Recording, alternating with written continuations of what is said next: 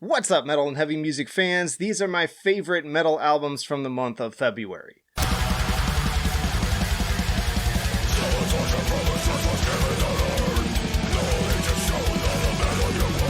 Alright, let's kick it off with a big one in Corpsegrinder with Corpsegrinder via Perseverance Music Group. Especially after hearing the singles to this album, I had a lot of questions as to why this is a solo outing as opposed to a Cannibal Corpse album, but considering just how fun this album turned out, I no longer care. Think of it as the death metal Abath to Cannibal Corpse's Immortal. Tons of simple but highly effective riffs combined with some seriously fun vocal call-out moments from Corpsegrinder.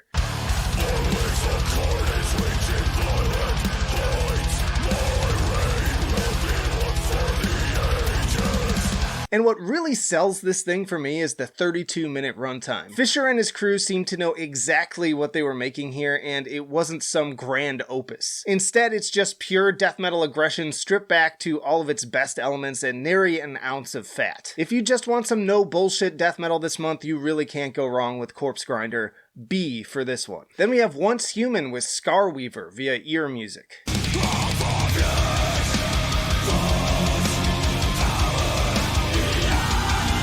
If you love classic mathcore bands like Sixth, you're gonna love the opening track, Eidolon. As a big fan of that band and style, I was definitely bought into this LA band's chaotic take on gent and the intense snarls of frontwoman Lauren Hart. Lots to enjoy here for the likes of those fans and progressive death metal fans alike. Toss in a little ginger too with the intense groove of tracks like Where the Bones Lie and Erasure.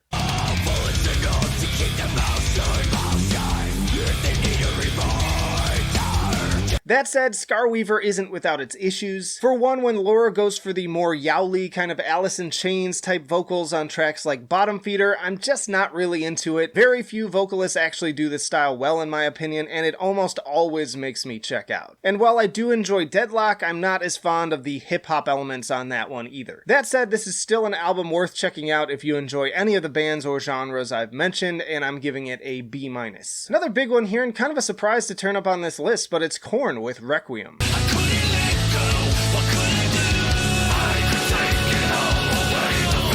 Now, is this the best Korn album? Definitely not. Is it as good as The Nothing? I don't think so. But this is still an album I would put in the upper part of their discography thanks to great tracks like Start the Healing, My Confession, and Worst Is On Its Way. My Confession in particular really feels like the band coming together and working that old magic in the vein of Follow the Leader and Issues. There are definitely some lower points as well, but nothing I could consider bad, and thanks to the 33-minute runtime, I never really feel like hitting the skip button. Check out my Korn tier list for more thoughts on this album and the entire discography, but I'm gonna give this one a B. Next up is Wait with The End of Noise via the Artisan era.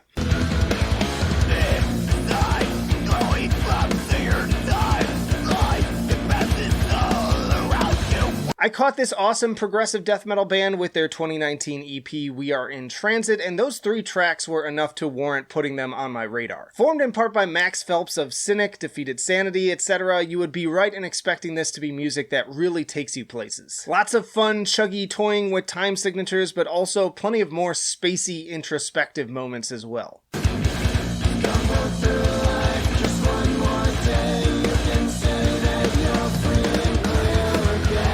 They also make a pretty ballsy move on this album by playing the opening track entirely instrumental until like the last 30 seconds, which could easily turn away new listeners, but their instrumentation is more than enough to carry it. In fact, those tend to be some of my favorite moments, as honestly, I'm not 100% in love with the vocals. The harsh ones are fine and have kind of a death vibe to them, but the band mostly focus on a clean style more akin to Voivod. Even so, very solid album that prog fans especially shouldn't miss. Gonna give this one also like a B. Next is Rolo Tomassi with Where Myth Becomes Memory via MNRK.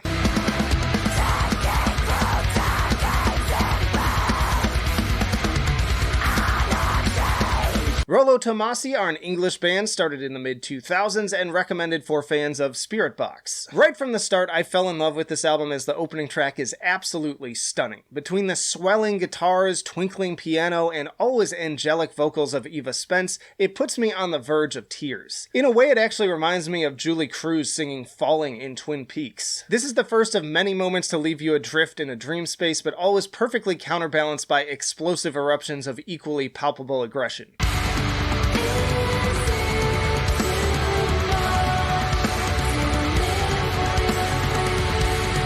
And while most bands with this mix tend to keep things a good 3-to-1 ratio between harsh and clean moments, I'd say Rolo Tomassi go more for an even 50-50 split. A perfect yin and yang to complement one another. I'd even venture to say in this case that the melodic parts are frequently among my favorites, reminding me oddly enough of Danish band Mew, if anyone besides me knows who the hell that is. To put it simply, I'm just gonna say it, I think this is overall a better version of what Spirit Box were aiming for with Eternal Blue. It may not have quite the same highlights as Holy Roller or Secret Garden, but it comes off as stronger as a complete work, in my opinion. Captivating stuff, B+. Then there's Maentra with Kundalini Rising.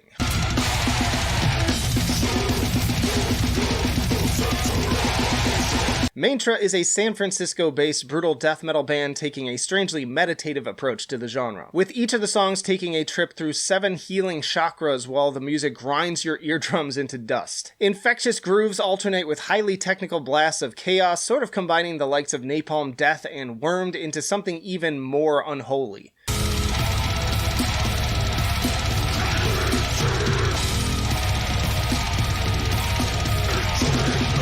The first 3 tracks in particular are a remarkably punishing affair for something that also promises to be restorative in nature. Definitely worth checking out if you call yourself a death metal fan, another solid B for this one. Next up is one of my more anticipated albums this month in Allegaeon with Damnum via Metal Blade Records.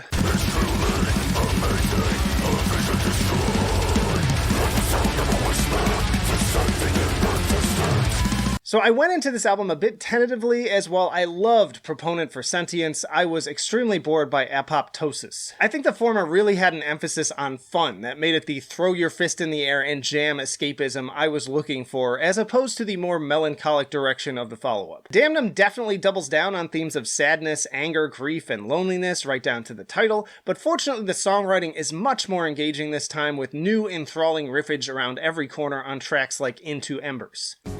As the light goes out in this cavern so dark, I hope to remain.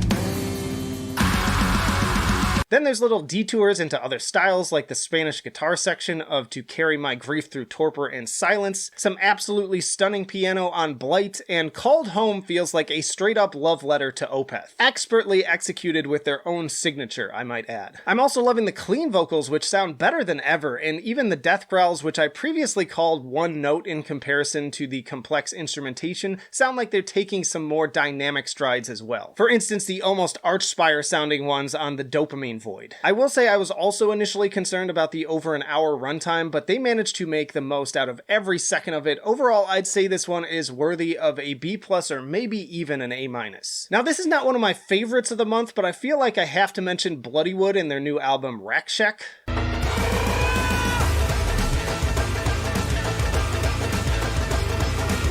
If it weren't for the super cringe lyrics, especially on the rapping parts, I think that these guys show real potential. I really love the fusion of the heavy grooves with the traditional Indian instrumentation and Eastern atmosphere, but again, the very cliche lyrics, which very likely have to do with English being a second language, still take me out of it. It's like a step below Max Cavalera's worst writing. Even so, worth checking out for something a little different. But speaking of things a little different, which we got a few this month, we also have Author and Punisher with Kruller.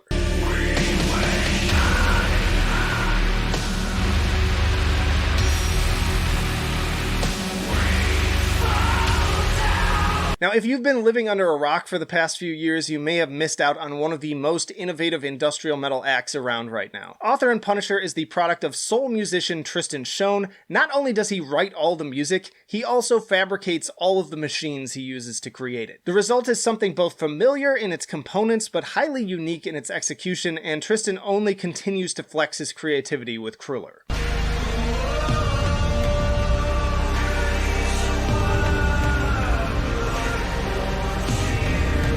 Every one of his albums has had something a little bit different to offer, but I feel comfortable in saying that this is the most melodic work to date. All of the usual aggressive pulsations are now offset by lots of sparkling, shimmering synths that I can only describe as like tears in rain. Lots of moody Depeche Mode and The Cure energy seeping in for an album that sounds almost as massive in its melancholy as the Blade Runner soundtrack, and I suppose that's fitting for music more or less crafted by a real-life cyberpunk cyborg. Also, I love Portishead, and the industrialized rendition of Glory Box is absolute fire. Seems like an appropriate time once more to say, long live the new flesh. B+ for this one. Then a highly anticipated audience pick, it's Persefone with Metanoia via Napalm Records.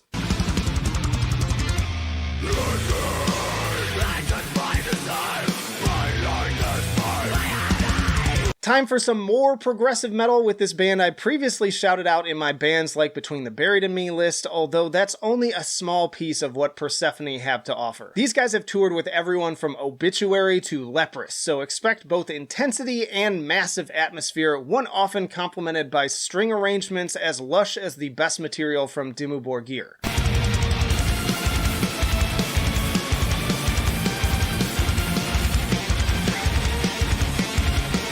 And while the modern gent sound in their guitars might be a turnoff to some, it would be a mistake to not look beyond that to the stunning display of progressive songwriting. Songs definitely take you on a journey where each minute is different from the last, especially loftier ones like Aware of Being Watched and the 11+ minute largely instrumental Consciousness Part 3, traversing through electronic, symphonic, post-metal, and Animals as Leaders sounding moments too. Another must-listen for prog fans this year, also giving this one a B+. Back to the strange and unique, we have Zeal and Ardor with Zeal and Ardor via MVKA.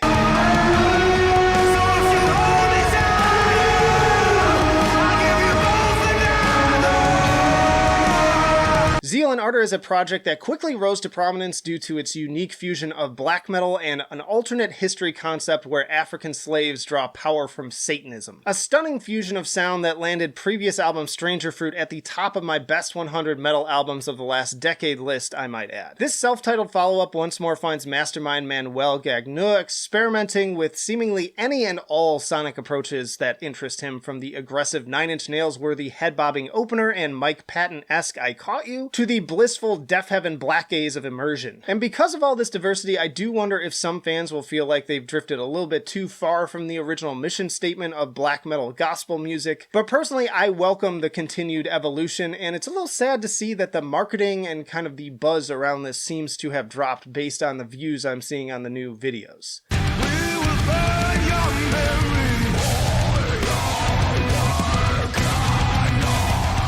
Zeal and Ardor was a band built on taking risks, so I say, why stop now? Not to mention the metal portions here sound stronger than ever. But my only critique is that this still feels very much like a random collection of songs as opposed to a cohesive work. I'd be interested to see the project really work on finding more of a flow next time around. So maybe a little messy as a whole, but a worthy follow-up to Stranger Fruit and likely to be another unique album that sticks out in my mind months down the road, B+. Another fan favorite here with Venom Prison and Erebos via Century Media Records.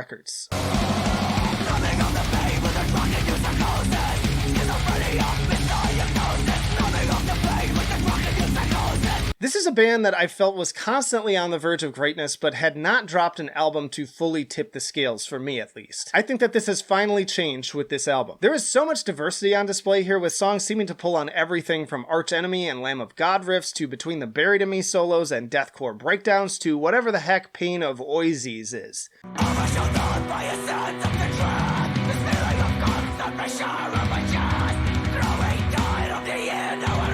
I had a feeling that response would be split with the increased incorporation of melodic elements and clean singing, but these changes feel in favor of something far more interesting and memorable in the end. And to me, an album that sticks with you trumps sheer heaviness every time. In the end, I don't care how loud and abrasive your music is, I just need it to grab my attention and make me feel something, and Erebos most definitely does that with Flying Colors. If you're just wanting the grinding brutality of the previous albums, you might be disappointed, but I look forward to hearing your thoughts in the comments. Next up is Voivod with Syncro Anarchy via Century Media Records.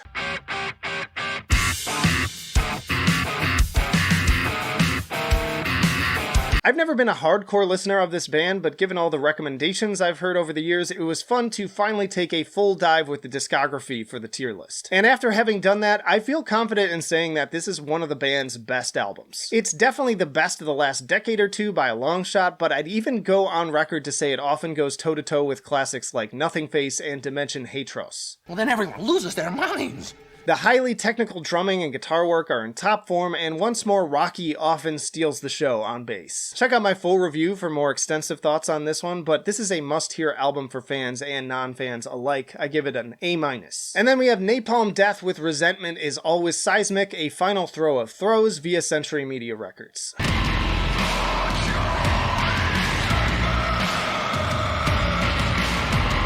I did a track-by-track review on this album that you can check out, but in short, these guys have done it again. Especially in a genre as generally uniform as grind, it's amazing to not only have an album as wild and experimental as this, but to have it come from one of the bands responsible for establishing the genre to begin with is just wild. If you love Throes of Joy and the Jaws of Defeatism, you are going to love this follow-up for all the same reasons. Even the covers are fantastic. Do not treat this as some throwaway EP. This is critical listening to the point that I'm naming it the best release of the month. It is to them what Broken is to Nine Inch Nails. Check out this video for my reviews and rankings of the entire Napalm Death discography, and if y'all are able to support, I could really use it right now, so consider picking up one of these rad t-shirts or joining the Patreon for early access. The links will be down in the pinned comment. But that'll do it for now.